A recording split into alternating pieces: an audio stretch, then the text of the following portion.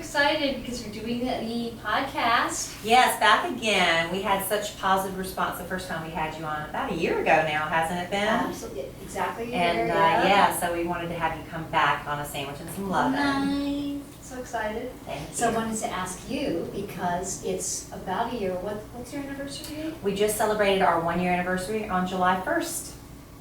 So I want to know the inside scoop of how is it going? Well, I'll tell you, it was a huge year of changes. Alan brings 3 kids to the marriage. A 13-year-old girl, which is its own set of issues there, a 10-year-old son, and an almost 6-year-old son, and then my daughter's 11. So at first we were all living in the house that I bought with the intention of getting married again and filling it with children, just not that many children. So we had to move to a new house. My husband decided to take the leap and quit his corporate job to start his own marketing business. And so that was a lot of change in a new job, dealing with a new move and all that. So a lot of adjustments and changes and just sharing your things. You think things won't change once you get married, but they really do. But I think we did pretty well for our first year. Excellent. We had some bumps. I'm not going to say it was bliss the Yeah. entire time, Mm-hmm. but we got through it pretty well.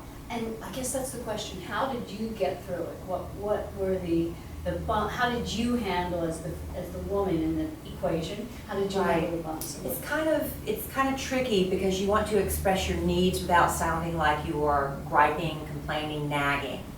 And I don't think I was always successful with that.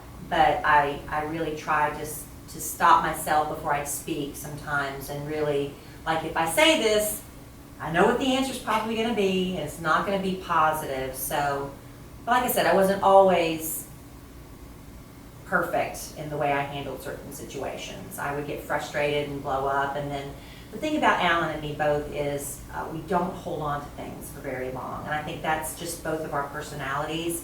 We don't punish each other for days on end for an argument. We're both pretty quick to let things go.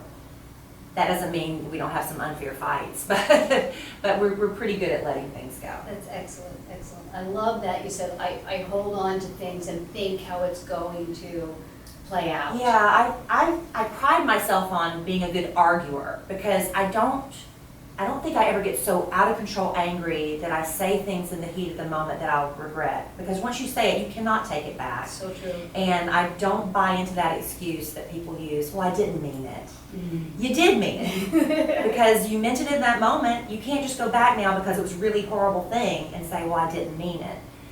So I'm really good that I'm always careful not to cross a line. I think I'm pretty good at that. Love that, love that. I mean, it's I think a key to a successful relationship. Yeah, you have to learn how to argue successfully. Mm-hmm. People who say they never have arguments, never have disagreements, you kind of have to look at them cockeyed because it's like, really? I get there's a honeymoon period, but we are in our honeymoon period and we argue. I mean, you have to learn how to fight fair. Mm-hmm. And what is the most wonderful thing? The most wonderful thing is to always have somebody on my side. A lot of times in just life in general, at work or whatever, it's like, everything's so unfair, and you just want somebody to dump on, and he always takes my side. Mm-hmm. And that's great to have a partner that has your back. Mm-hmm. That's been really nice. I'm so happy for you. I'm happy for me too, because it happened a little later in life for me. Not that I'm an old maid, I was an old maid, but you talk to a lot of young people and they're in their late 20s, early 30s, and they think I'm never going to meet someone.